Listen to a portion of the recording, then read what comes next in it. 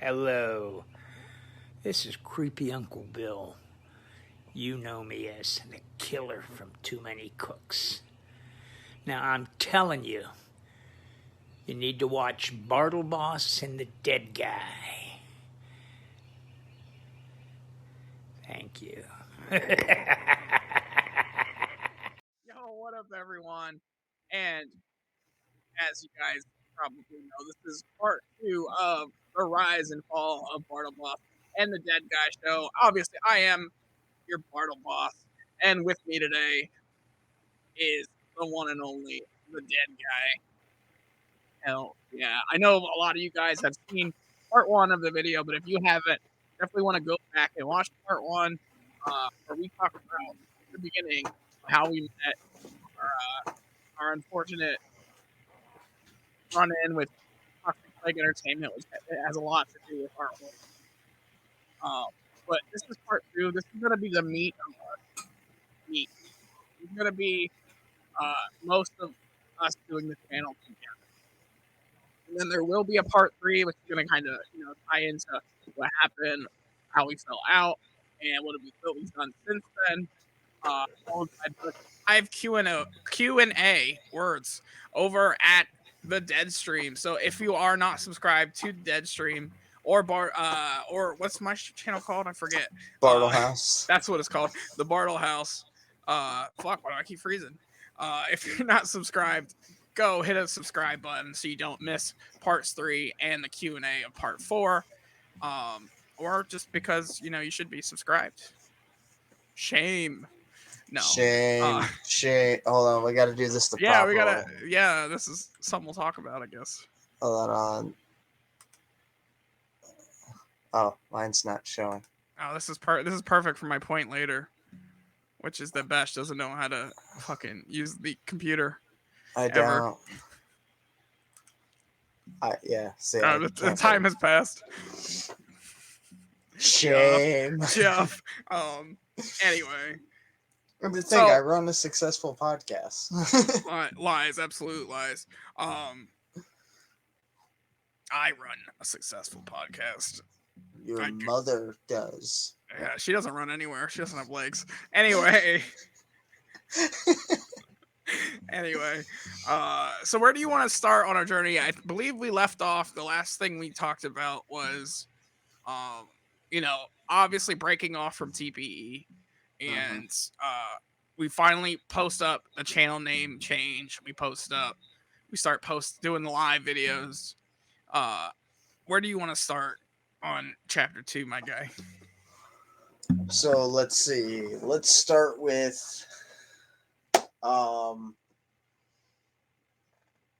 so we started with us literally, we changed the fucking name on YouTube. We posted up about it. And let's talk about the very first video that we posted. I think we did talk about it a little bit already on the first part, if I remember correctly, but we could talk a little bit about it again. And that was the roast, I believe you're alluding to. No, not that. So we did talk about the roast. The very first stream, the very first stream that we did, we were talking strictly about wrestling. Okay. Yeah, this was a Dead Talks episode, I think. Or I don't know if we were still calling it Dead Talk Wrestling. I think at that point we're just dropping them as, So we literally sat there. We talked about Joey Janela hurting Eddie Kingston and wasn't going to be re-signing his contract with AEW. Right. Because of backstage politics. Me and you had sat down for 2 days straight and wrote out exactly what we were going to talk about for that episode and how we were going to go about it. And we did it as a we were planning to do it as a pre-recorded, but we ended up going live, and this was the first time that we went live together because a lot of our videos when we started were pre-recorded. Right. That one went live, and surprisingly, we had a great turnout for it. I remember in the beginning, I was super nervous about going live because I had never really gone live before. I popped up on other people's lives, but I'd never been on a channel with my name on it. let alone one that I helped run. And so like I was super fucking nervous and super anxious about, being live on the internet. Um, It was kind of cute. oh, shut your goddamn mouth. But as we started doing the lives more, you can really see in the very first couple, I was a little rough. I didn't talk a lot in the beginning, and as you've seen as the show progressed, man, I wouldn't shut the fuck up. Uh, and even as I, Wouldn't shut the fuck up. Wouldn't stop getting all gummied out. right, that was I will get into the gummy era, but in the beginning there was no gummy era. Um, but yeah, It was fun. So we ended up doing that first ever live stream that was actually live, and it was just me and you. And we were live for about an hour and a half. And me and you had gotten into such a deep discussion on this fucking live stream about JCW, AEW, some of the matches that we wanted to see with right. Game Changer Wrestling, that we had actually caused somewhat of a riot in our live chat with Trailer Park Cinderella. Oh, I remember he had a lot of unpopular opinions about AEW. Some of them being accurate now, looking back.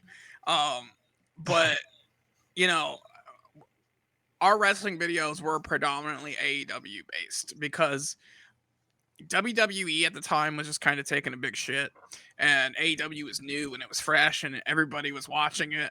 And man, we were in on AEW. Mm-hmm.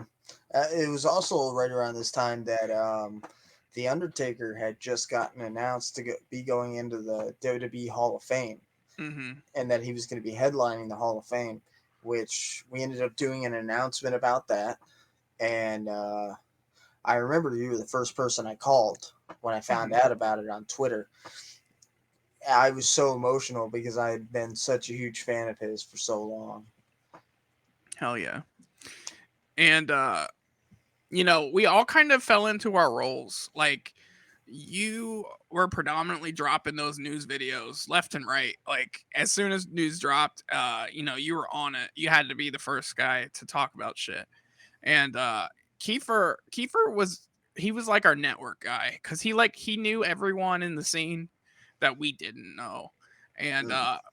he was doing art work here and there, but a lot of times I was working on the thumbnails and I was, just predominantly on the lives. I think me and Kiefer showed up.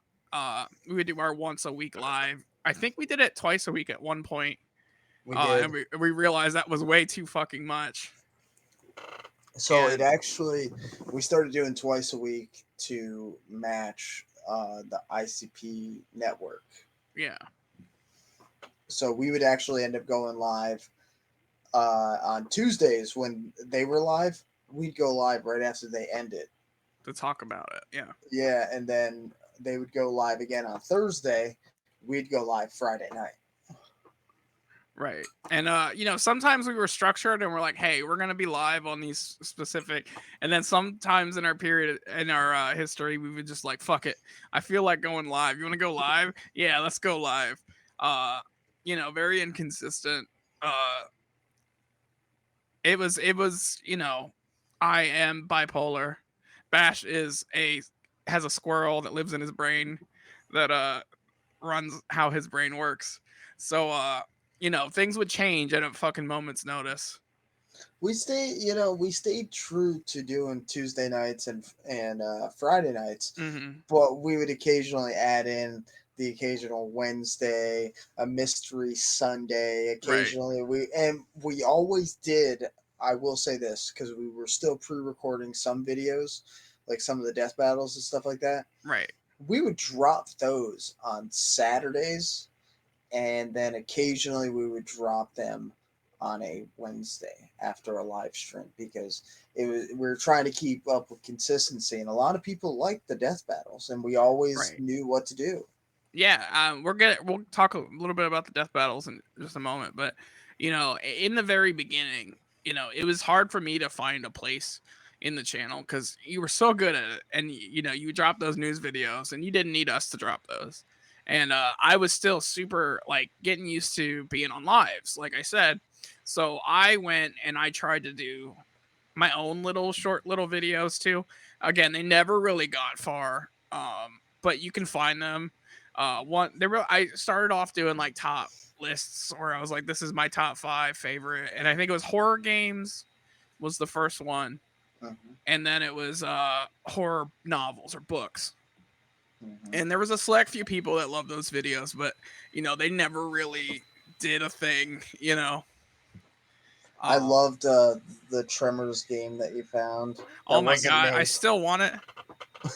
I still want it. I've not been able to find it, but I still want it. eBay. I mean, I know where I can get it. I just get distracted. Um, but yeah, so I was trying to figure out my own thing and try to get more comfortable. I remember I would record those videos though, and do you remember how long it would take me to actually put them out? Because I would record them, and then I was so fucking anal on the editing. You know, it would take. It took like a month to edit the first one, just because it was bad. Like the editing was still fucking bad, because I didn't know what I was doing. I thought you But did pretty good because I don't know how to do any of that still. yeah, same. You would have thought after 2 years we would have looked into it, but whoops. Um, I'm slowly still not looking into things. we'll learn. We'll learn at our own pace, I guess.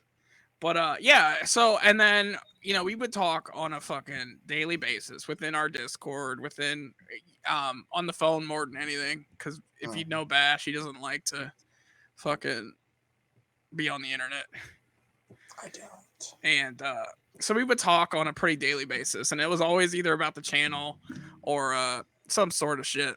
So it took you a month just to get those out, but yeah, primarily I would end up talking to you over the phone, and at this time we the with my work schedule, it made it easier because you guys would start the lives on Tuesdays, Yeah, and I'd literally just be getting out of work, and I would come in like 30 minutes into the live stream.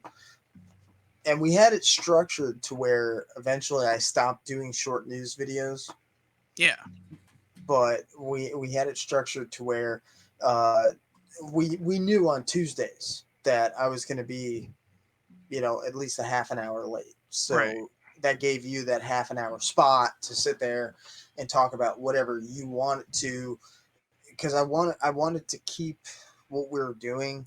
Like, I would drop those short news videos, Yeah, and then our live streams were like the wrestling and the fun shit that we like to talk about. And then eventually it just got to a point where it's like we took 30 minutes to do um the for you and Kiefer to sit there and talk about that stuff that helped start the channel. right. And then I would come in and we'd have literally a week and a half's worth of news that we would end up discussing, or an What interview. what I loved about back then too is we would talk about shit, and then you'd come in and talk about the same shit we just talked about, Uh, because you were busy, you were working and shit, and you're like, oh yeah, we already talked about it, and you're like, damn. Um, but yeah, well, I remember that, um, it like okay, so and then we started branching out a little bit, for our love of wrestling and horror movies, and we talked about it, and we're like, the news stuff is great, but everybody's doing the news stuff.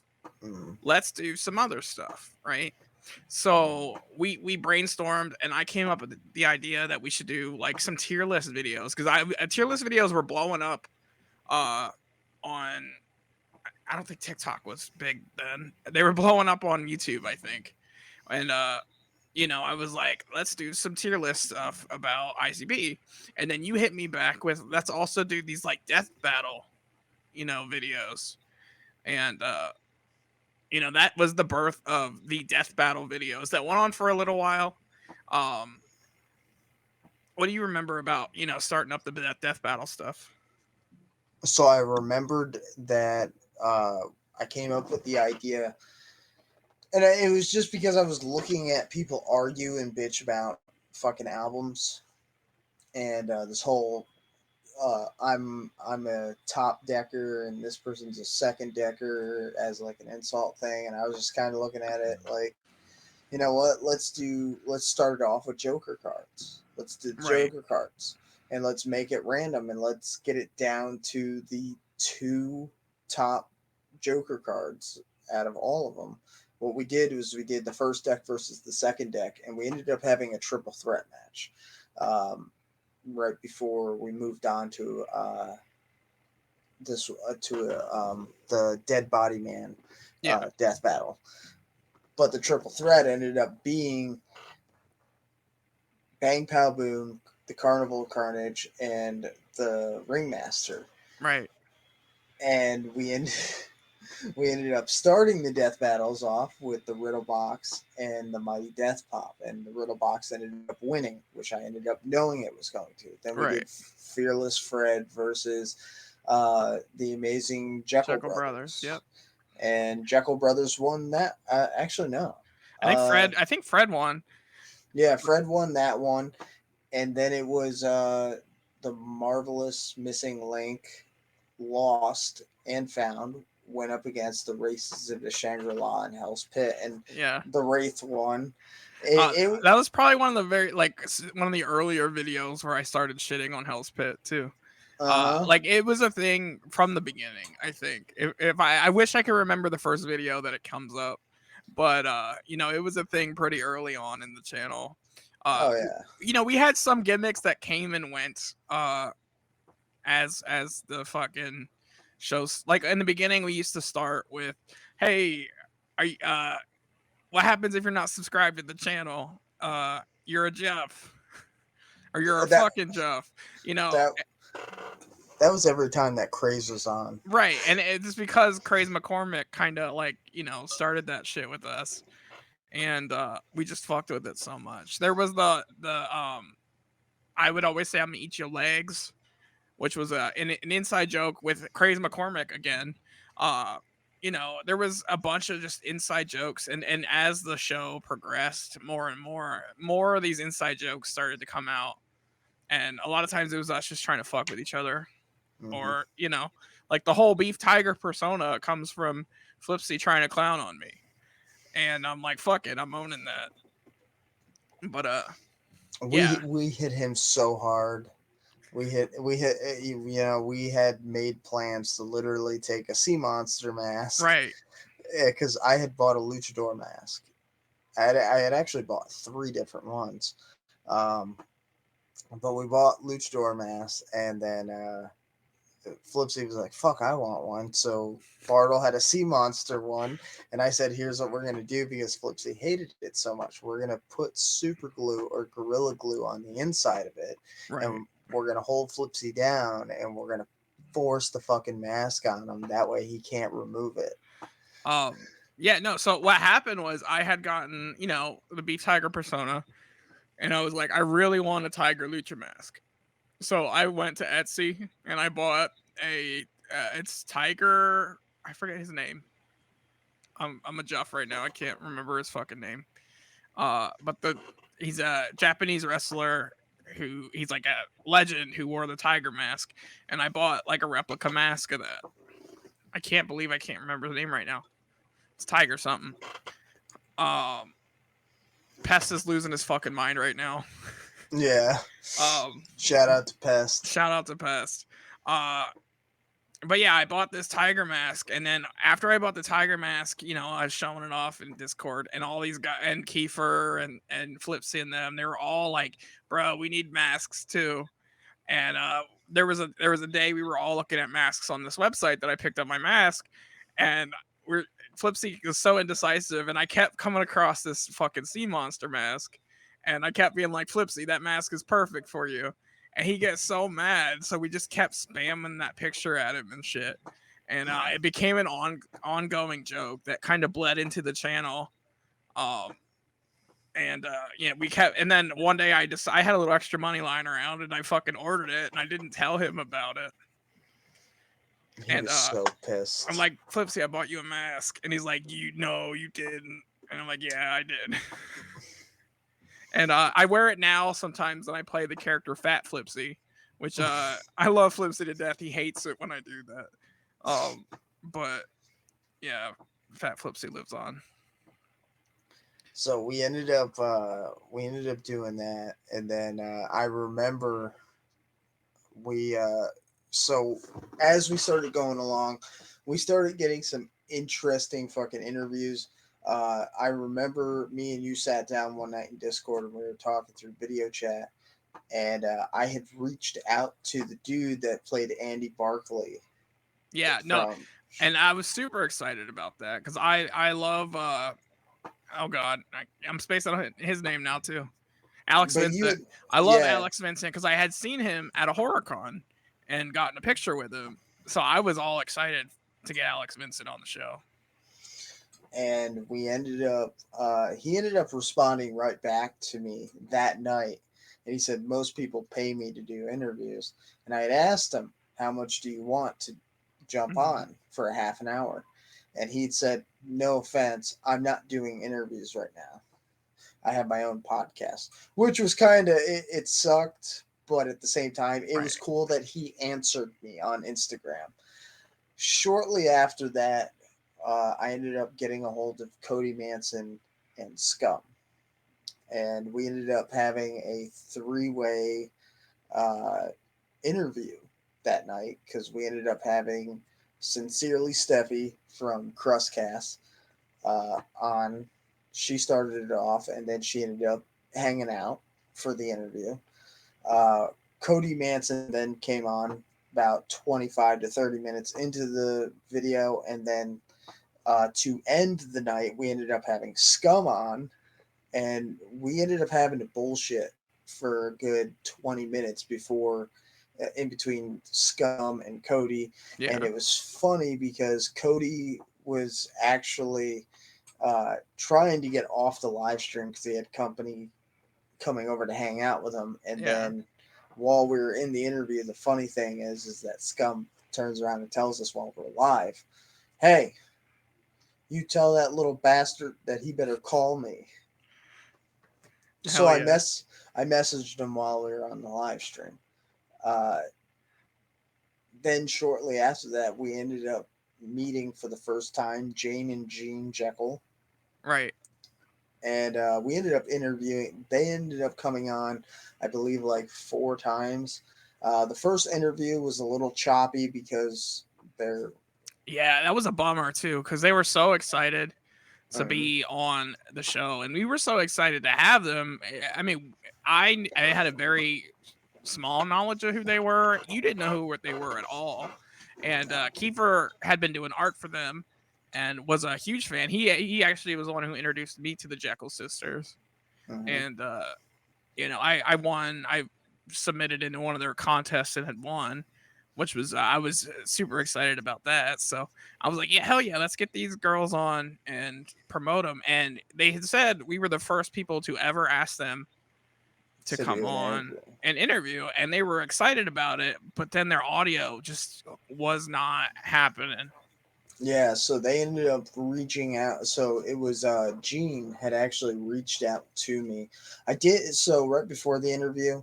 I told them you guys are gonna need headphones, Hmm. you know, and they were using a Bluetooth headset instead of using like wired headphones.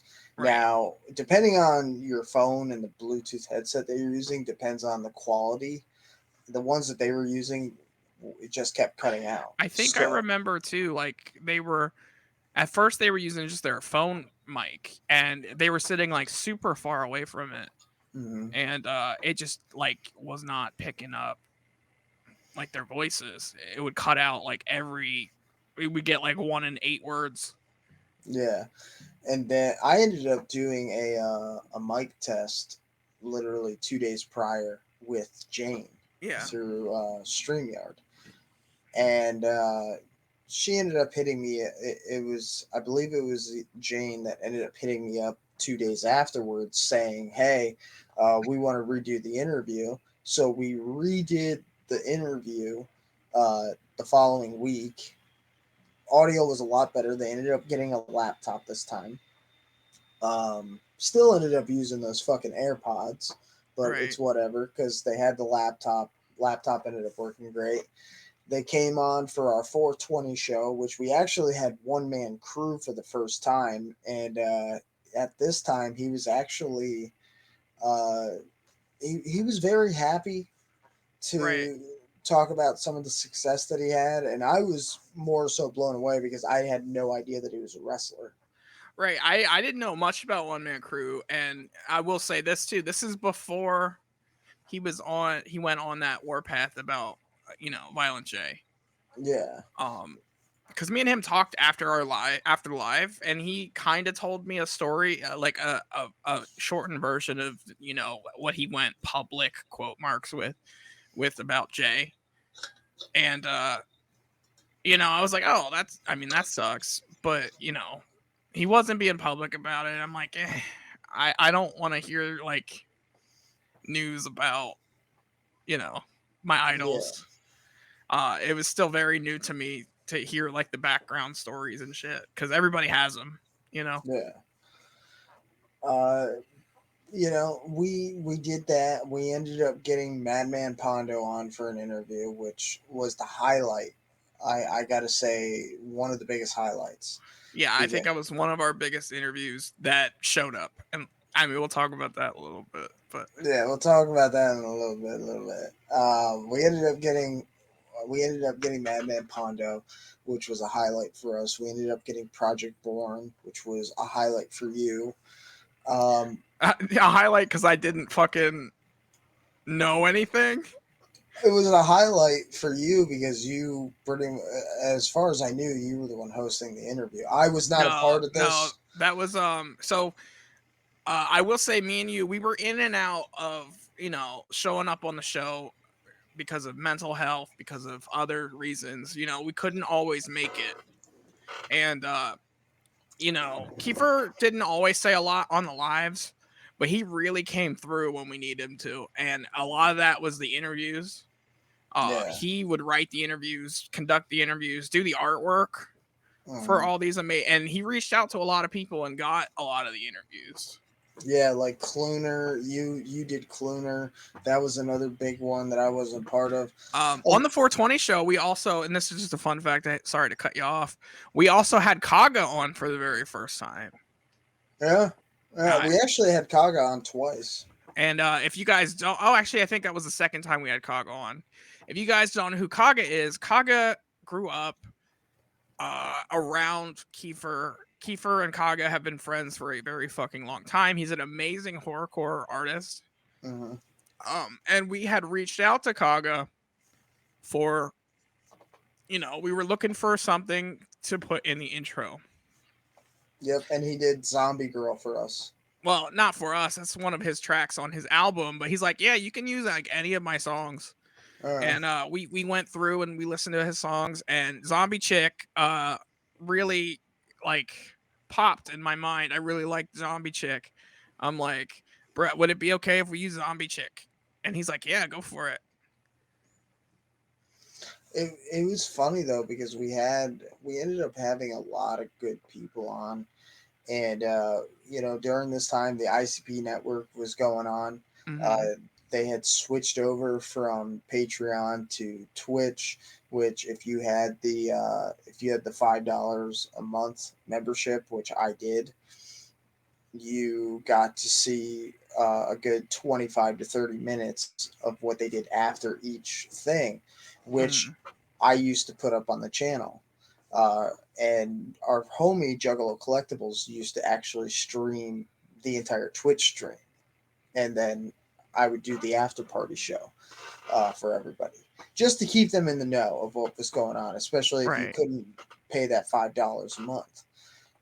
And it kind of worked out because at this time, we were breaking away from TV. We're trying to do our own thing and also still bring the news and the freshness because we had known that a lot of people had been burnt by TPE and were still being burnt by TPE because they were still around at the time. Right.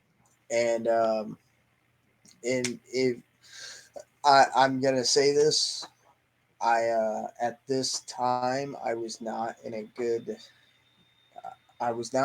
emotional state in my life, and I was dealing with alcohol abuse. And Bartle remembers because I do. him and Craze McCormick actually had to sit down with me after a live stream one night. I believe I showed up literally 20 minutes before the fucking stream even ended. Hopped in, and I was completely fucking wasted. And they ended up having a fucking conversation with me about it afterwards, and we're like, dude, you really gotta fucking stop doing this. Right. I mean, we cared about you. Keyword there is cared. No, I'm just kidding. Uh, you are our homie, and you're my best fucking friend, and we could see that it was weighing on you. So we wanted what was best for you. Which ended up leading us into one of the most unusual, strange ways that we ended up getting an interview. I know where you're going with this, and I don't want to put it on ice too much, but I feel like we glazed over a lot of stuff. So I'm gonna jump in real quick and kind of touch on some of the stuff you talked about, and then we can definitely hit that. Definitely we can hit that. But yeah, going back, I'm gonna go back first to fucking the death battles. Okay. Yeah, so we started doing these death battles. They were super fucking fresh. And but one of the things that happened a lot, I guess there was another channel that had been doing something similar for a while, and that was Brooklyn Menace was doing something called UFCD, I believe. Do you remember that? Um, I And don't. so in the way that was working was they would pick out two albums and put tracks up against each other and listen to the album. And we were getting a lot of comments from people saying that we stole that idea, including Brooklyn himself. Until I messaged Brooklyn personally, and we had a conversation. I'm like, I've never seen your show. I'm pretty sure Bash has never seen your show. Like, it's just parallel thinking, which I mean, a lot of people on YouTube do content that's either, you know, inspired by somebody else or is something very similar to somebody else. And it I don't know how I want to say that. It hinders everybody if you're just trying if you like are claiming everybody's stealing your shit. We should Yeah. be building each other up, not bringing each other down. So, and we were already dealing with that a lot with another channel that was, constantly trying to drag us through the mud, even though we weren't really talking about them. Yeah. So, and unfortunately, like other channels got drug in as well, which we'll talk about a little bit later. But we started doing the death battles, we started doing the ranking shit, and then, like you said, the interviews.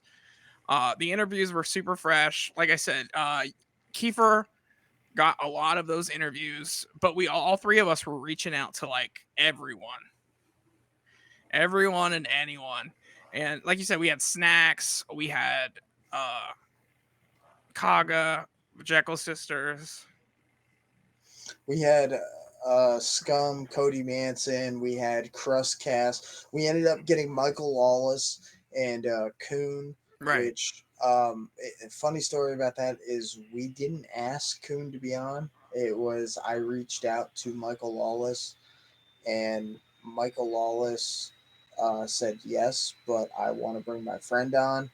I told him I had no problem with it.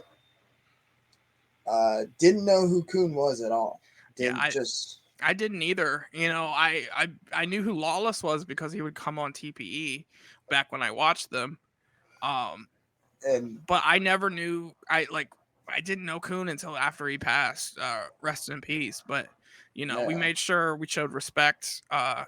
Post his passing. For the appropriate amount of time. It's not, I mean, not like we're talking shit after, but at some right. point, saying it every episode wasn't gonna do anything. But yeah, so I a lot of times during those interviews, I was very quiet because I didn't know who any of these fucking people were. Because was strictly clowns for the longest time, and I didn't know the underground like that. Kiefer really knew who a lot of the people were that we had on. Yeah. He knew just about everybody that we had on, and he actually at times was pointing out things to me for people that we should hit up. Yeah. And if I couldn't get a hold of them, one of the three of us would. Right. And then we started blanking in the scene, hitting people up. There was a running gag in our show and or Discord about a particular Cartoon Network skit called Too Many Cooks that I was obsessed with, absolutely fucking obsessed with. And honestly, right around the beginning of the show, as it switched names and stuff, and we had our first logo, you could even see in the background, Bill the Killer has always been a part of the channel. And I reached out to William Tokarski, who played Bill the Killer, and he was the nicest fucking dude. He's like, sure, like I'll do whatever, like I'll make a video for you guys. And he made these 2 short, creepy ass videos. Not gonna lie, creepy as fuck. And he's like, I hope those were good enough. If there weren't, I could do them again. I'm like, no, those were perfect. Thank you, beyond thank you. And yeah, dude was so fucking down to earth. He was awesome. But one of the best things that would happen was we would lock down an interview, or we would talk to an artist, or like somebody would hit us back that we didn't expect to hit us back. And the first thing we do is we'd share it in our group chat and be like, look who fucking messaged me. Mhm. And the excitement was super real back then. I mean, it is now too, but it's dulled a little bit because of it happening a lot. But back then anybody could fucking get us fucking excited as all hell. Yeah. But yeah, anyway, yeah, if you have nothing to add, we can get into the one that you want to talk about. Oh, I do, because this one kind of like set it set the tone, so to speak, for us. Um, so we ended up. I was on. I remember I was on my way home. We did a phone call every night, you and Kiefer. Yeah.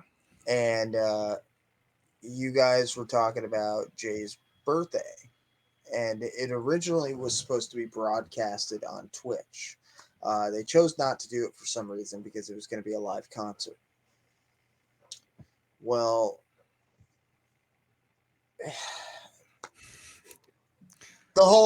here's the whole thing. So I met Lainey at 2 different shows, got to know her a little bit, and me and my old co-host Flipsy were trying to actually lock her down for an interview.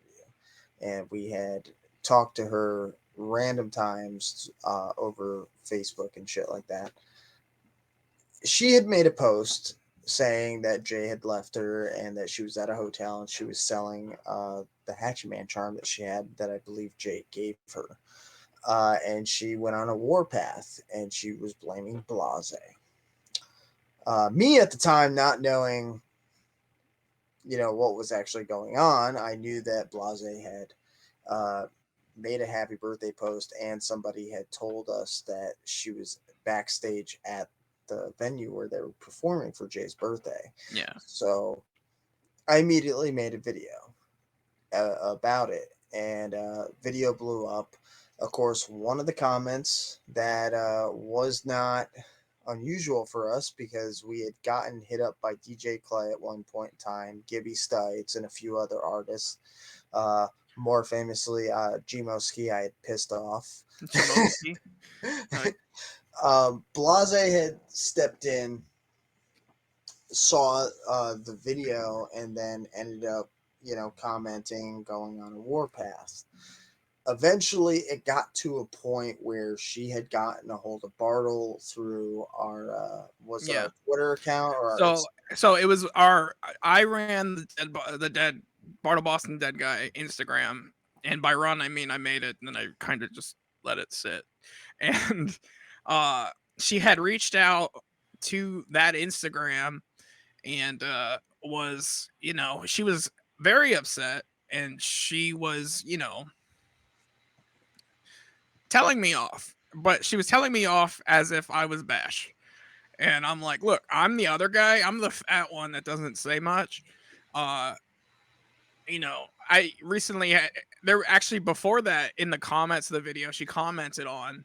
I had made don't know what you're doing.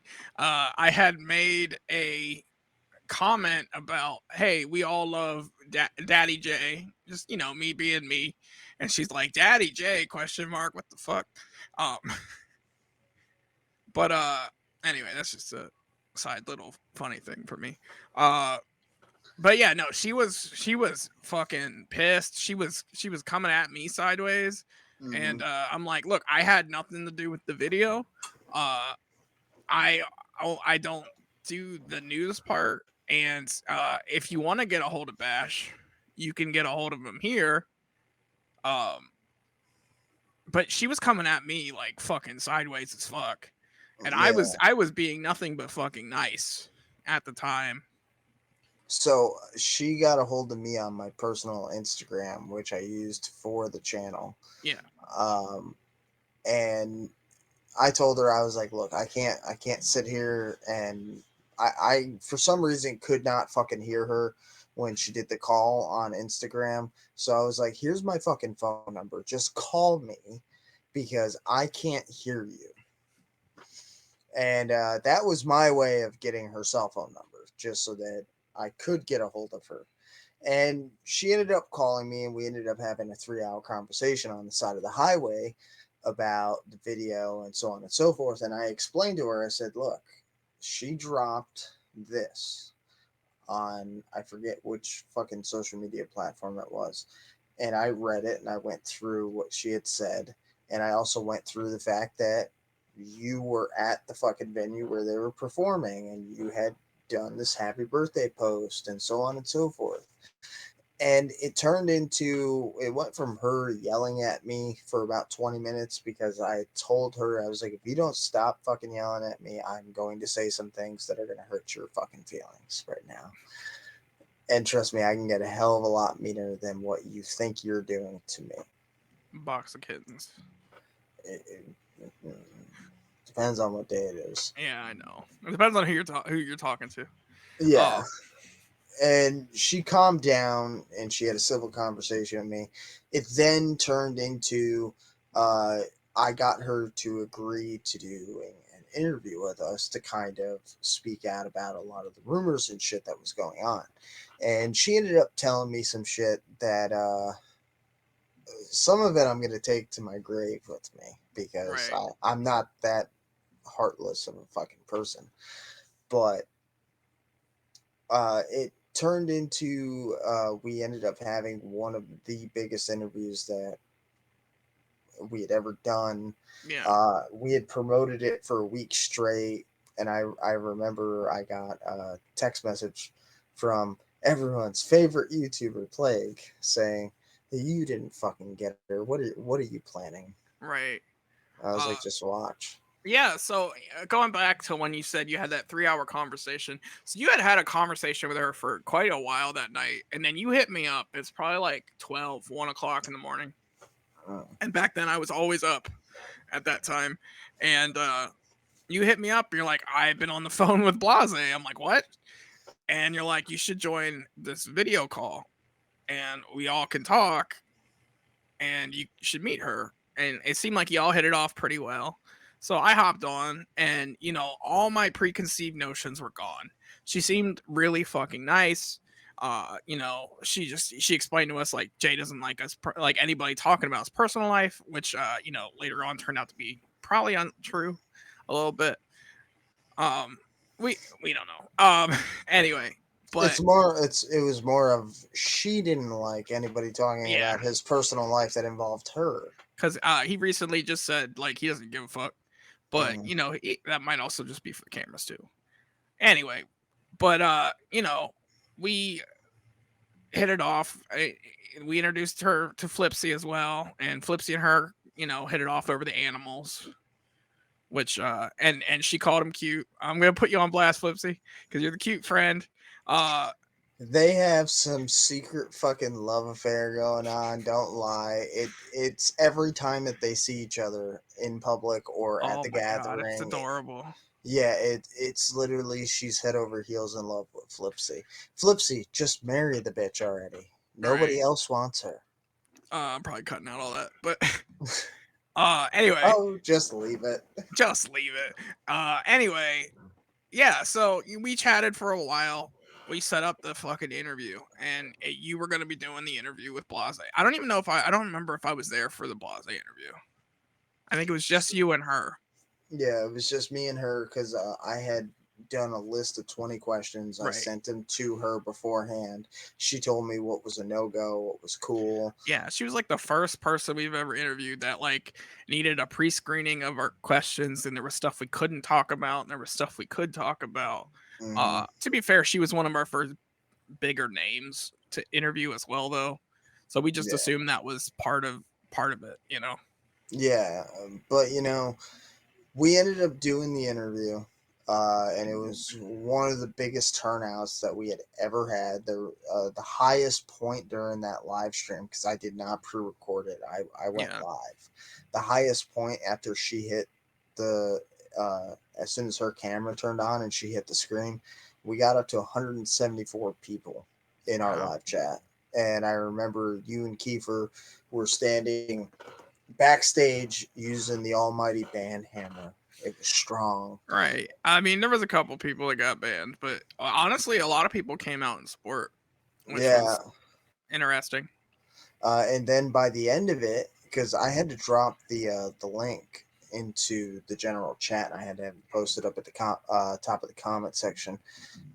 Chuck Reeves ended up jumping into the stream as I was ending it, and he was sitting in the panel with me, and I started wigging out because if any of y'all know me, when I had gotten fired from TPE the first time, I had reached out to Chuck, and I was trying to get him and CPN on for a while. Right. And Chuck ended up saying no to me at first, but then gave me a lot of pointers, and actually helped me a lot with a lot of my streaming. Right. And that Um, was all I ever knew too. I knew that Chuck, I didn't even know who he was. I know people were talking shit about him, TPE mainly. But the only thing I knew was that he had mentored you in how to do YouTube. And yeah, so I had no reason to be weary or anything, which I might be jumping the gun a little bit. But I the only thing I knew of this guy, and to be honest, I didn't know who CPN was. I knew, like, I saw him, I knew of CPN, I knew the myths of CPN, but I wasn't around for the CPN YouTube stuff. I wasn't, I barely knew who Craze was when I met him. Uh, I I didn't know who he was. Either one of them were. It's just I seen a few videos, and then I had made a comment in one of my videos before me and you started working together, and he had started commenting on it. And then it got to a point where I'd hit him up on Instagram, and I had asked him what his problem was, and he was like, "You have a long ways to go." And then it started a conversation between us, which led to him mentoring me. Um, but after I did the Blahzay interview and he popped in, he said, "If you want me to come on, just ask anytime." And right, he gave me major props for it. And I was elated about that because he'd already helped me so much as it was. So for him to be like, "I'll come on now," was like, oh my right. fuck God. Which, in the future is going to lead to some problems. But I feel like before we even touch any of that, we do have to go back and we have to talk about, we talked a lot about what was happening on the screen with you guys, but there was a whole nother world to our universe, and that was the Discord. Mm. Our channel has always been two facets. It's been what happened on the screen and what was happening in our Discord. And our Discord was strong for a long time. We had lots of fucking friends. We had the original few that defected around the TPE era stuff. And I was very particular about adding people. I didn't want to add people But we slowly started adding a couple people. Shout outs to Woody Woo. Somebody had invited him. I think it was Humble Among at the time, because Humble had been added. It might have been you. It was Uh, actually me because I ended up reaching out to him personally. I was friends right. with him on And this Facebook. was right as we were like breaking off from TPE stuff. And I had to apologize to him and be like, look, I don't know who you are. And, I'm trying to keep people out who I don't know because of TPE stuff. It's no offense to you. I'm pretty sure you're a dope fucking guy. This is just a closed Discord. Uh, and Woody, if you're watching, man, I still fucking love you. Because you're a dope juggalo, you know. He And is. that was the only real experience I had with him. Um, but yeah, so we had a few big recognizable names in our Discord at the time, including the people that you all knew was in there: Craze McCormick, our homie Tess, Bobby, Connor, people that would show up on our channel quite a bit. But then slowly we started trickling in some of the YouTubers. We had Fago Guy in the Discord for a little while. We had Humble Among, who we were friends with at the time, in the Discord, as well as Stony and Trailer Park Cinderella. Um, and I think the first person that got not kicked out, but I think was removed was Trailer Park, and that's just because there was some messy stuff between him and some other people in the Discord. I'm not going to get into it, but I think he left actually. I don't think anybody kicked him, and I forget where I was going with this. Fuck. No, but so Trailer Park had come and gone. We had let in one of our subscribers who I considered my very first fan, because Heartbreaker. he loved the fuck out of me, and that was Heartbreaker. And to his credit, he was young. He was super young. He was not new. He was a little newer to the Juggalo stuff, and he had fast and hard opinions about things, and that pissed off a lot of people. So he speed run getting booted, unfortunately. But I didn't boot him. I just didn't re-invite him. Uh, but at this time also, some people we had met through Craze had been included into the Discord, and then Stony Low was also in our Discord. Mhm. After his fallout with TP for the second time, I lost track.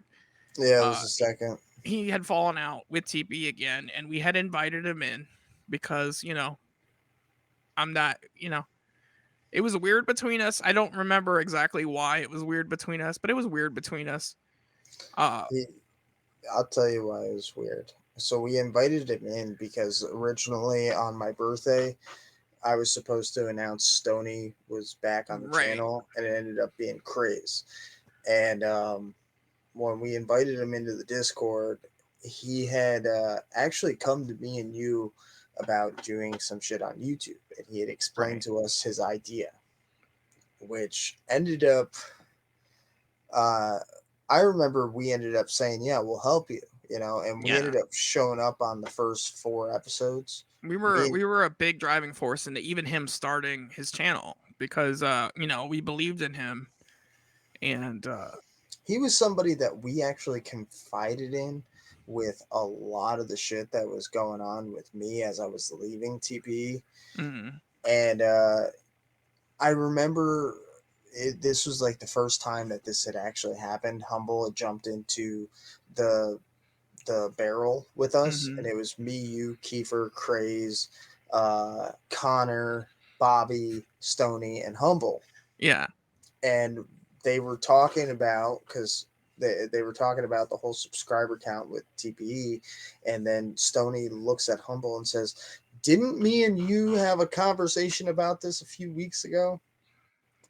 Because he was he was wondering what the fuck was going on because they were jumping numbers. Yeah. And we ended up confiding a lot of shit to Stony, and there were times that Stony would call me at night on Discord, and we would end up having some serious conversations about shit. And it got to a point where we ended up uh, coming onto his channel for the first 4 episodes, and then after that, I don't remember what happened, but I know there were some things that happened in the Discord. One of them, my Discord was run by me. It had two rules, two simple rules. One, we weren't doing any of the bigoted fucking hate, including that one particular word we talked about in chapter one, uh, which I really don't fuck with, and that was like numero uno rule. Like I'm not fucking doing it. And sure, people slipped up, and I usually just checked them on it, but and then two was just no beefing, no fighting with people in the fucking Discord. which when Should it be easy enough. which when it came down to Bobby, because Bobby was, and I love Bobby to death. He's one of our Mm-hmm. closest friends. One of the things that kind of annoyed me, and I was getting sober at this time, so a lot fucking annoyed me, and I really didn't like being in Discord when I was getting sober, but Yeah. um, I was in VC, and me and Kiefer and you were hanging out.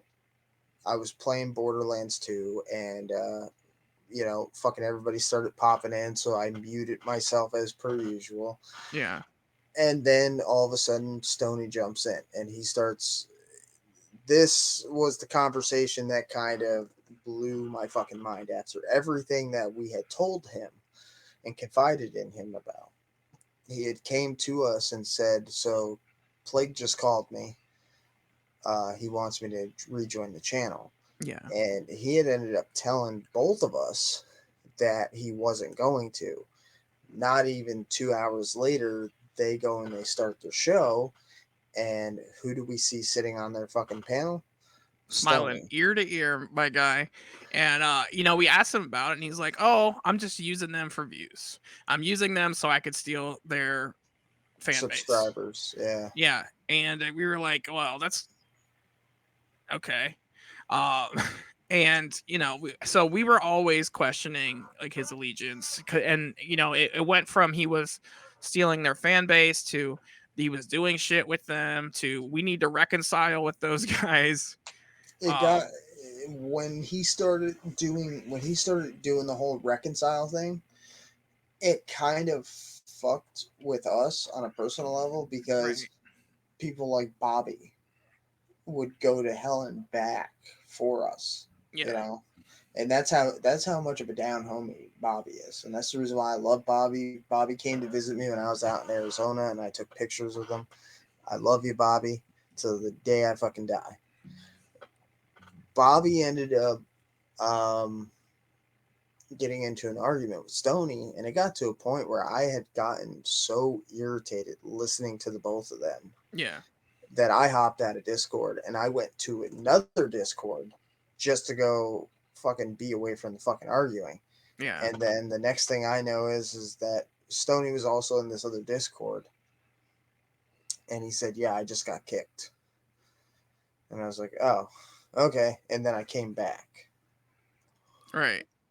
and then I was just like, you know, I'm gonna go to fucking bed because I just at that time, like I said, me trying to be sober was not a good stage in my life.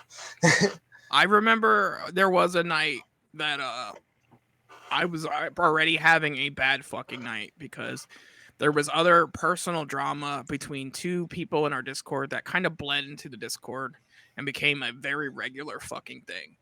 Mm. And then a third person got involved in that drama, and it just became a Bartle Mom was born a little while back before that, where I have a knack for staying up late and talking to people about their problems. And I don't want to toot my own horn, but I'm a pretty good listener. Uh, but so everybody had always came to me when they needed to let off some steam or talk about something, and there was this complicated issue between several people in the Discord that me and Bash were getting drug into often. So I was already in a bad fucking mood because we had just put out a pretty big fire, Yeah, and it I was so again I am bipolar, and I was in a not a rage, but I was on the verge of not being okay, and I was just being quiet in Discord, and then Stony came in, and he had dropped the F word hard and loud. And I get without warning, and you know, I do regret it at the time, but without warning, I just booted him without so much as a warning or anything. And because this had been a reoccurring thing with other people, and I had made it clear, like, hey, I'm not tolerant anymore. But he wasn't around for that, so you know, me and him, he messaged me, and I'm like, bro, I'm sorry, I should have explained. And he was salty, and he just like, I'm going to bed.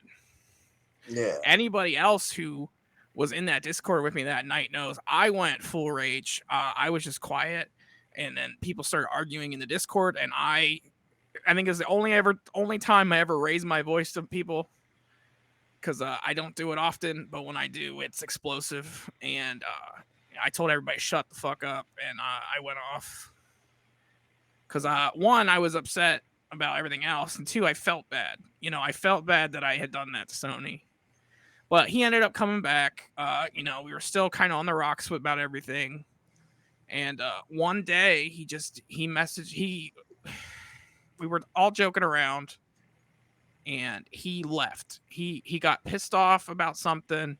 He didn't agree with something we were talking about. He got pissed off and he left. I think it's because Bobby came in and he was like, hey, fuck TV, which was like, it was a regular side conversation in our fucking Discord, just because it was, what brought us all together in the beginning.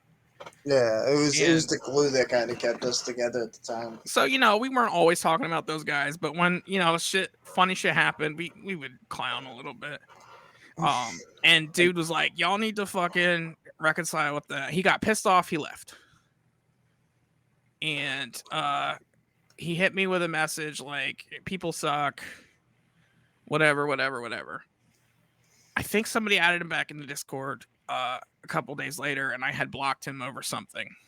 Again, I don't remember all the details. Not all these details are going to be 100% not fact, but 100% accurate because of time passing and memories and shit. Yeah, but we fell out. Yeah, we ended up falling out with him. At this time, I was not active in the Discord, and actually, it was one of the reoccurring things. Is like I just made myself not available.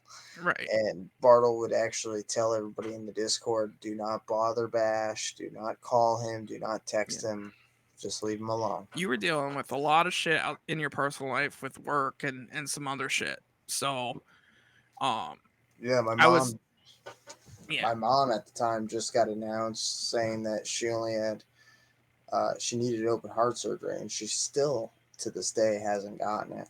Mm-hmm. But I was always like, leave Bash alone, and we had our own little family in the Discord though. And even though problems arise, we were still pretty close. Adding new people kind of made it a little bit of a different dynamic because, at first it went well, and then shit, slowly deteriorated. And this is kind of the beginning of the gummy era, but a big factor into the gummy era was the thing that you had alluded to in the beginning, leading up, and that is the post Blahzay Rose interview. And so go ahead. I know you want to dive right into it. This is probably one of the most infamous moments in Bartleboss and Dead Guy history. One of two. So we did the interview, went off with a fucking bang. We had made a deal with Blahzay that we were going to get the first ever try-in interview. Yeah. And she had promised it to us. And we ended up playing a 30-second clip on the channel of the fucking one of the songs. But she told us that we needed to drop a contract. And me and Bartle got to work on doing that. At that time, I ended up, shut up. At that time, I was getting ready to do the CPN interview, and I ended up getting a hold of CPN. I ended up being very vocal with Blahzay about it, and I said, hey, I'm going to have CPN on, Is there anything concern-wise that you have? And her concern was because of the shit that was going on between CPN and his wife. Uh, do not talk about their relationship. And when we got to the interview, two things ended up happening. First thing I said to him while me, you, and Kiefer and him were sitting in the Yeah. backstage area was, "We're not talking about your wife at all. Out of respect, we're not talking about your wife." The second thing that ended up happening was he brought up to me a video that I had done 2 years prior, and I had to explain to him like, "This is what happened. This is the reason why I did the video, and I saw this video that you, Chuck, and some other random fucking dude I didn't know did, and you guys were bragging about this insider knowledge that you're getting." Mm. I was making it vocal that none of us give a fuck about the fact that you get insider knowledge. We want to know the news.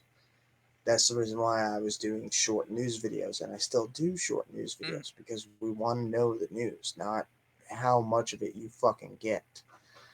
And he understood it. Right. We started doing the interview. Before you get into that, there was some stuff I think you missed in there. First off, I will say we did have that pre talk with CPN. It was like an hour, half hour maybe before we went live, and CPN was the nicest fucking guy. I will say he was more than amicable about all of it.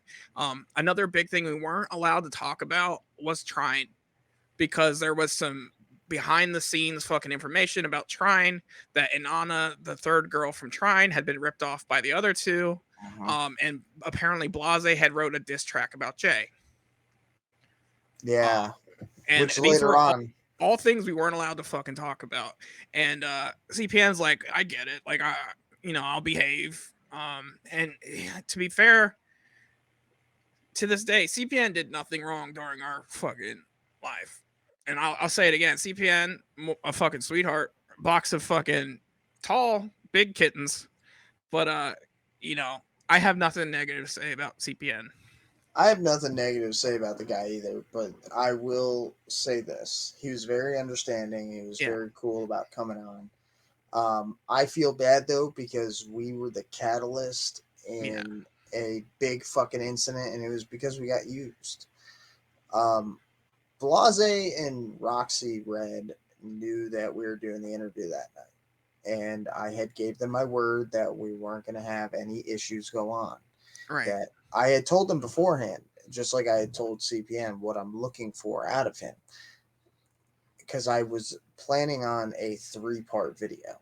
One with him, one with Chuck, and then one with both of them to kind of recreate some of the magic that I had seen on other channels where they had done Chuck versus CPN part 1, 2, 3, kind of as a thing to get,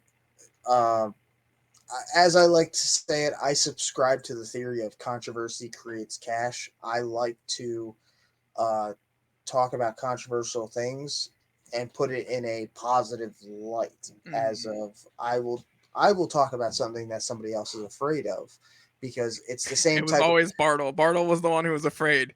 And I knew CPN, was a drama thing because a lot of people were on his ass because we were friends with, his friends. But this incident was it was fucked because I I was in contact with Chuck, and Chuck had ended up hitting me up on Instagram saying, "Hey, I see that you're live and you got CPN on.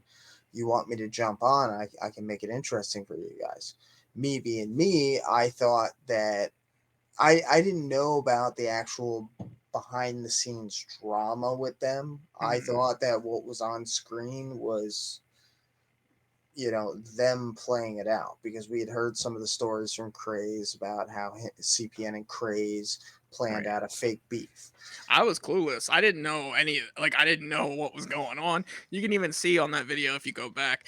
I'm just kind of staring off confused at the screen because I didn't know their history. I didn't know who either of them were really. So, yeah, what happened completely at first, like, I didn't get it. I didn't get what was happening. And I I don't think didn't. you got what was happening. You thought it was just them clowning on each other, and Yeah, so it ended up leading to I sent CPN the or not CPN. I sent Chuck the fucking link thinking that he was gonna hop in and they were gonna have some cool ass words. Something to kind of make it pop because that was another interview that as we were live, we had some of the highest views for yeah, it. Um Chuck jumped in and said something.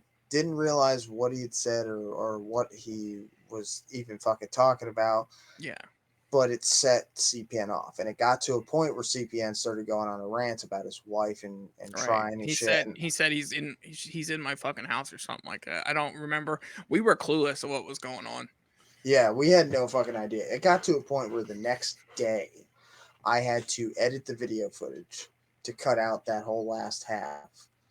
And then I had to publicly apologize not only to CPN, but then I called him and apologized over the phone. And he said, "Dude, you didn't know. It's not your fault. I don't blame you." Right, After this, I started getting phone calls from Chuck with him threatening me and shit like that. And it got right, to a point where I ended up changing my phone number because I literally had it ended up leading to CPN cracking Chuck in the head with a fucking hammer. right. I mean, before that, even like as the video was ending and shit, you do remember the fucking event. I know we got a hold of Blahzay for one. Yeah, And she's like, I Blahzay. didn't know he was gonna do that. I didn't know he was gonna do that. I'm pissed at him. Um, She you, jumped into the backstage panel, and then Chuck showed back up, and it turned into a whole fucking thing. The whole reason why Blahzay got into bed with us, so to speak, was I found this out literally days later.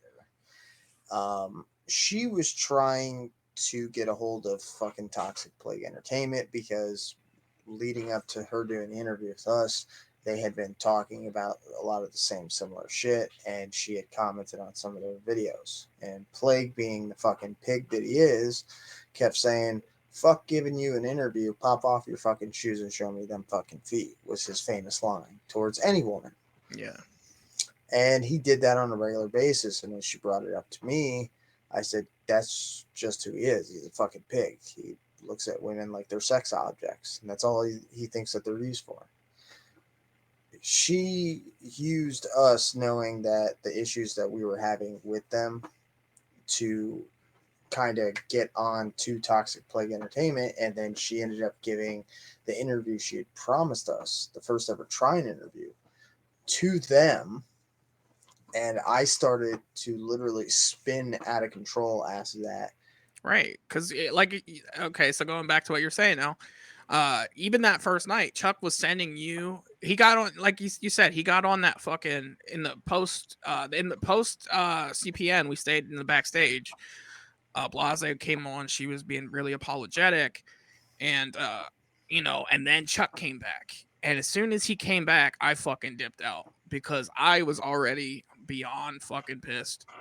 Uh, and I think I left before that actually. I think Blahzay had said something that pissed me off, and I had just fucking pieced out because I was like, these are bullshit excuses. Y'all set us up, kind of thing. Yeah, you'd actually pieced out as CPN was flipping out on stream, and so did Kiefer.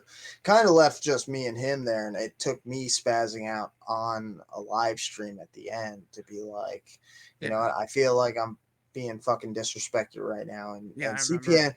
CPN ended up shutting right up. He went from bitching about his wife to he just sat there and went, Right. Well, he was dealing with a lot too, because he was. he He got was. he got blindsided just as much, if not more, than we did.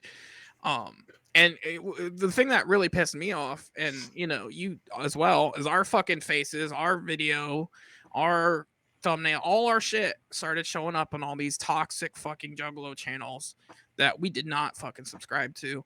We did not enjoy. We did not, want to be a part of. We knew who they were, because they obviously had beefed with some of our homies who were friends with CPN and stuff. So we were aware of the channels. We just And then We we're just showing up on Boy Blue, which is never a good fucking thing. And all this started an influx of just idiots coming into our fucking chat telling us that we set up CPN or trying to make shit worse, including Chuck, who would constantly come in or send people to fucking porn bomb us. which they did once, which we ended up that I loved your video editing skills, by the way, on that video. Right. But it led to like a spiral out of control. Right. And then later on, we ended up finding out because Flipsy and Blahzay got so close with each other. Uh, she not only hated doing the interview on TPE, but she then ended up hating doing a new interview with a more recent channel. Yeah. Which is fucking hilarious because you pretty much used us to get on one channel just to be re-interviewed by the same fucking people over a year later. Right. So you will see in our history, post CPN was very spotty for both of us. Cause you were dealing with Chuck bullying you, messaging you shit.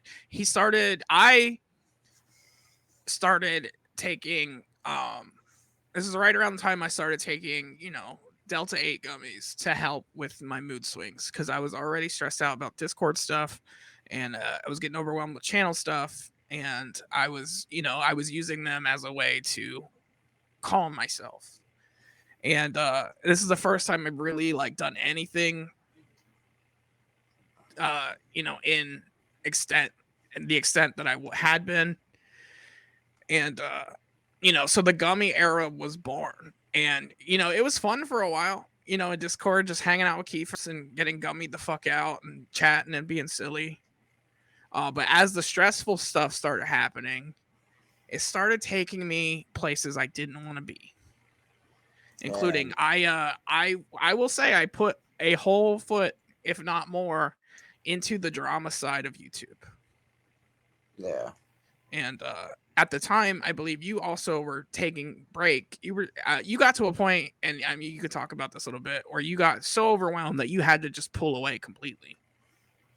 Yeah, I pulled away completely, and it got to I was gone literally 2 months, and I'd occasionally pop up on stupid shit, but I had fully pulled completely away, and I had actually made the decision that I was moving to Arizona, and I didn't tell anybody. I just kind of I told my family pretty much, and I made the decision like I'm moving to Arizona. I actually packed up my shit and was just like, I'm done. I don't want to do this. Yeah. So as you were moved to Arizona, me and Kiefer took the reins. And by me and Kiefer took the reins, I hate to say it, but Kiefer took the reins. Because I was busy, abusing gummies and having, joining the toxic side of YouTube. And, so, I was showing up on Boy Blues chats. I was watching Outcast Owls. I don't want to put people on blast, but the Owls were talking about the CPN stuff and we kept getting dragged into it. Or anytime they would talk about CPN or Blahzay. And I was following very closely along with the post CPN drama, the hammer and all that fucking shit. And, I literally had nothing to do with this at this point when you were following all that stuff. Yeah, this is when you were taking a break. And, I befriended some people that were, in Boy Blues chat, and I was hanging out there for a bit. And then there was the infamous Yo Nice Penis. And I know some of you have heard me talk about it, and you want the full fucking story. So here you go. Here's the full story of Yo Nice Penis. So before we get into this, I am going to let everybody know is after he tells this story, the rest will be said on part 3. Yeah.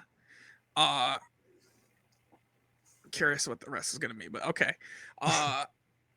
So what happened was I had gone on vacation with my family to the beach, And this is right in the beginning of me doing the gummy shit, right after Chuck and CPN on the channel. And so I go to vacation with my family. I come back, and this is where I'm introduced. Like, I had met briefly before leaving for vacation, but I was introduced to the homie Scully's Discord, and Kiefer had gotten pretty close. They were joking around a lot, you know. It was Scully, Kiefer, and Craze and them, and they would always hang out. And you know, I didn't really get a chance to meet them properly because I was on vacation. But when I came back, I knew them. I knew of them. They were all joking around and throwing around this "yo nice penis." And at first I didn't know what it was about at all. I didn't know, and I just thought it was a funny thing. And we were saying it back and forth until they explained to me that I guess there was a picture on Instagram of Blahzay where there's a bulge at her crotch, and they were joking around that she had a penis, which I don't subscribe to that kind of hate. I know you guys can probably tell that from the history in some of the other stories. But it was a fun thing that we kept saying back and forth to each other. And in the beginning, it was innocent. And it was also fueled by gummies. But I wanted to, like,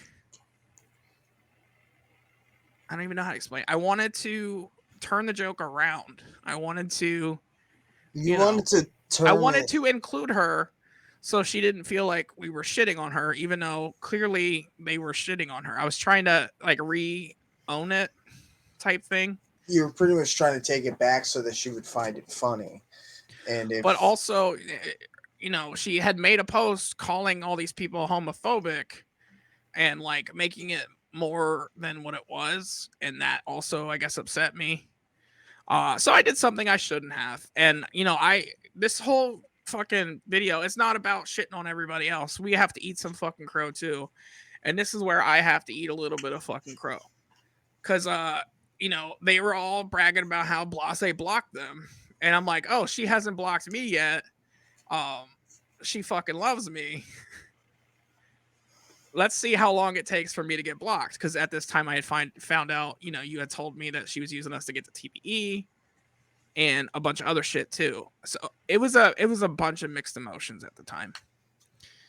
And I was like super gummied the fuck out. I shared my screen on Discord. There was like 9 of us in the Discord. And I'm like, y'all dare me to fucking say it and see if I get blocked? And they're like, yeah, go for it. And they didn't think I was going to do it, but I commented on her picture, yo, nice penis.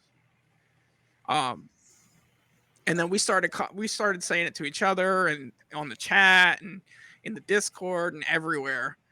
And, you know, I thought nothing of it. She didn't block me. I thought it was funny. And we're chatting a little bit later, another day in the week, and I'm like, she didn't block me yet. Let's escalate things. And so I did it again. And I believe this the second time is when she started saying that they were homophobic and shit. And that upset me. Because she knew my history with TPE. She knew why I fell out with TPE. And, you know, that is a very hot button issue for me. Because I am not only an ally, an advocate, but also, you know, myself, I fall within the lines of... So I took offense to that a little bit. So I'm like, all right, I need to escalate. So I got gummied out again. And I was like, what would be funny? Like, obviously, saying it on her post is kind of hateful, kind of not okay. I'm going to look for a funny picture in her gallery to, you know, write, yo, nice penis. And I couldn't find anything. And then there was a picture of her dog.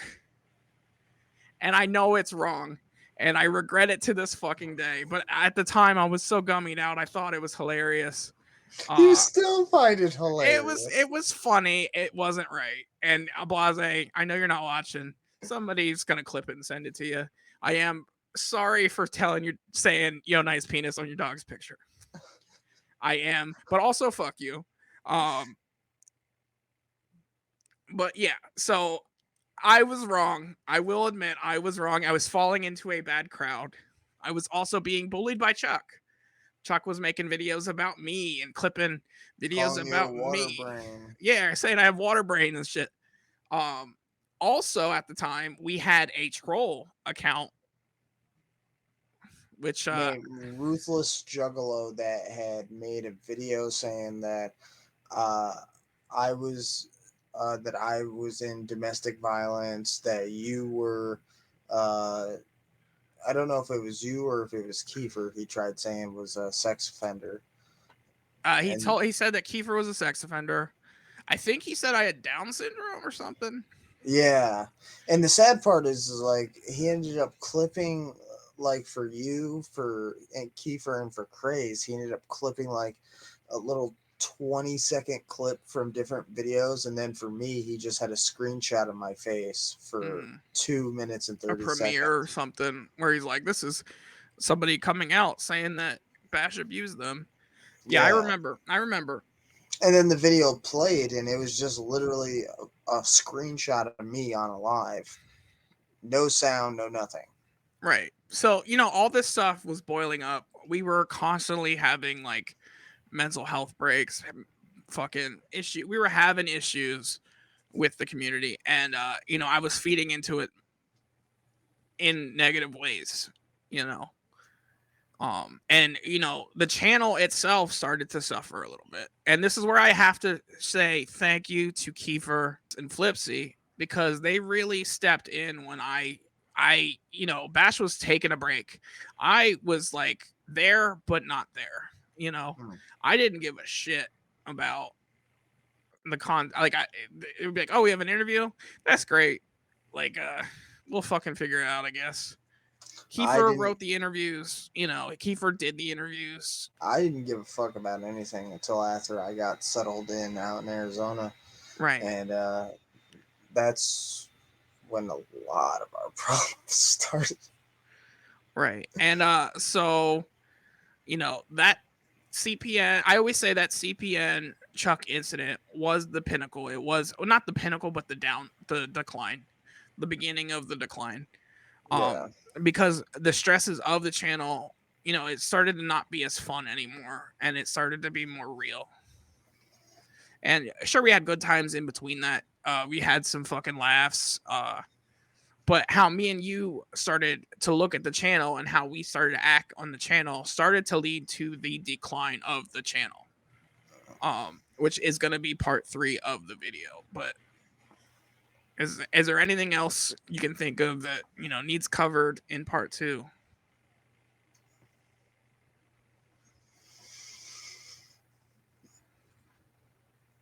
I should have never have sent that link to fucking Chuck.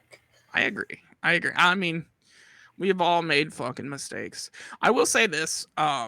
Again, big shout out Kiefer and Flipsy. Fucking they really stepped in when we needed them. Flipsy went to the gathering and none of us else did. Me and Kiefer spent we had gathering from home that year, and it was so fucking dope because me and him were on Discord constantly. Like the whole time of the gathering, all we did was sit in front of Discord and wait for people to go live and watch shit. Watch as things unfolded. And Flipsy kept in contact with us. He got a bunch of footage that unfortunately we couldn't really use a lot of it because just the quality. That's where the whole gathering footage coming soon started. Some of the footage we were able to use, Yeah, I actually had to sit there, piece a lot of it together. But it was short, like minute-long clips of things. So if it yeah, was like the same set, I would just yeah. It was like you'd get a whole set and like it would be like 30-second clips and there'd be like 12 of them, and they wouldn't even like flow into each other all the time. yeah. And so like I kept looking at it on my computer and I'm like, I'm pretty sure I don't have all the clips because it's trying to transfer shit was a nightmare. Um, I to did it begin straight with. from my phone, and he gave me like access to his Google Drive and shit like that, and that's Right. how I was able to do it. So I saw the Google Drive stuff too, but he had visited my house on his way back from the gathering, and we had tried to do it the other way, and there were more files that never made it to light because they got corrupted or disappeared, or I don't know what the fuck happened. So There was a mushroom headset that I remember I ended up piecing together, and that is like the clips for those were like a minute and a half long each, and there was about 10 of those. I literally had their entire set, mhm. and I fucking sat there, pieced it together, and then when I went to go like actually put the footage up, come to find out, uh, all the footage for that entire set, which I was pissed about because it ran fine on my phone, Yeah, was corrupted, and I'm like, no, and I tried it about 8 fucking times because I knew people wanted to see the fucking mushroom headset. yeah. Because the last time anybody had seen Mushroom Head do a set with High Speed was during Fury Fest. So, Yeah, I remember that set. It was so fresh. Um, but you know, and this kind of leads into the next episode, but I feel like we should set it up now. In the beginning, it was me and you, and then we added Kiefer. Um, Leading up to the gathering and stuff, I had said to Flipsy, like Flipsy had always been there. He'd always been supporting us. He was like our biggest supporter, and then Wow. soon after. And I had made a joke, not a joke, but like more of a, hey, we appreciate you. We see you. You're going to be the head of our street team, so to speak. Like you're going to be, you're going to be part of the team, but not part of the, not a host on the channel. Like you're just like lower like management. I don't even know how to explain it. Like he'd be the head of our hype kind of thing. And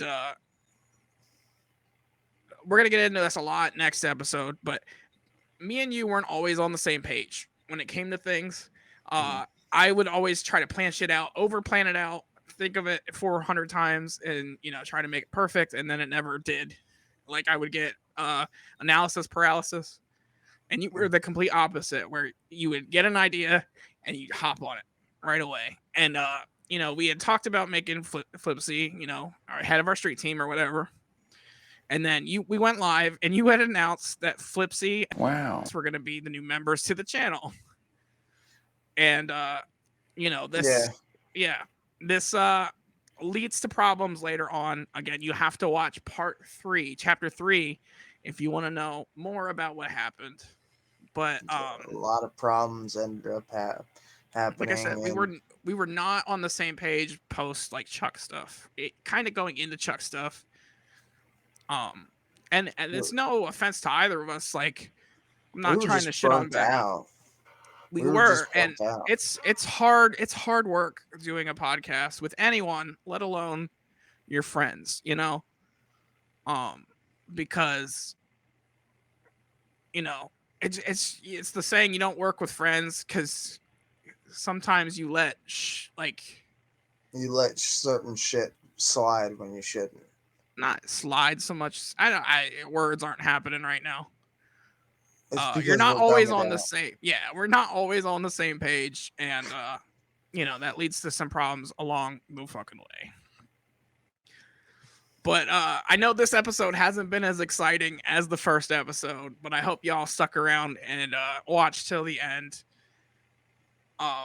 Next episode will be a fucking doozy. I will say the next episode is gonna be on the level of the first one with not just me and Bash falling out, but we didn't really fall out. The next episode is going to be a painful, miserable fucking one, but guess what? Everybody that's involved in it is eating crow, Yeah. including myself. Yeah, so there were So, some very infamous moments at the end of Bartleboss and the Dead Guy. I'm sure you guys know what we're alluding to, or if not, you're gonna have to tune in and fucking see it. But also what happened between us, like why me and Kiefer and Flipsy stuck around, but why we went off and we did our own thing. What happened in the interim where I wasn't on the channel, what happened in the interim after we left the channel, and of course, There are names, again, I'm going to say this because I'm going to say this during every video. There are names we're going to mention. There are people we're going to talk about. We're not trying to hate. We're not trying to sling bullshit on anybody. As you've seen in this video, we have to own up to some shit too. But it's a big part of our history. And, you know, we can't talk about our history without talking about it. So I'm sorry, but we're going to talk about it. And just know at the end, we're not trying to shit on you. But, you know, we're not trying to either, I guess. You are going to hear probably with part 3 from the both of us. You are going to hear literally 2 different sides of this story from both of our perspectives of everything that's going on and everything that had happened. And this phrase is going to come into context for everybody because Bartle went to Facebook about it. And I can guarantee you I will probably end up using it in part 3. And I will probably end up using it on Facebook here soon. Gearing up for war. Yeah, I think I said it. You were the one that said it on Facebook, and we're going to leave you with that. Yeah, we're going to leave you with that. But like I said in the previous video, I'm going to say it again here. If you think we missed something, we misremembered something, and you were there, by all means, put it in the comments. We will, you know, touch upon it if we can. If you have other questions, sure, put them in the comments. We'll do what we can, but definitely want to stay tuned and subscribe to Spread the Dead so we can talk. So you can join us for our live Q&A after the 3rd episode. So we can clear up anything that we misremembered, that we misspoke on, that we haven't talked on. You know, if you guys have questions, we want to answer them, including I can pull up probably a lot of proof to things that we've talked about. But we'll also answer some silly fucking questions that you have for us because me and Bartle are always known for that. Yeah, we've been together for a long time. We did the show for well over a year. He's still my best fucking friend. That has never changed. No matter how feelings have changed, he's still my fucking best friend. And I'm still gonna defend him till the end, my guys. And we're gonna leave it on this note. If you're not subscribed, Bash, what does that mean? You're a fucking Jeff. Hell yeah. And for all you fucking Bartle maniacs, dead. Well, I don't know what your fans are called. Deadites. All you deadites, fucking copyright infringing motherfucker over here. I don't give a fuck. I mean, it's not like I'm stealing Hulk Hogan's thing.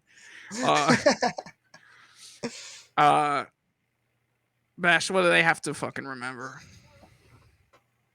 Stay salty, stay spicy, and get yourself some fucking Taco Bell or else you're a bitch. Hell yeah, Taco Bell and diabetes for life.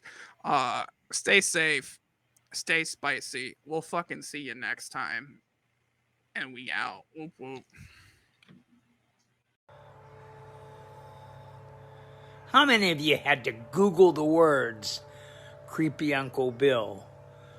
I like you watching this YouTube channel. I know I'm a fan.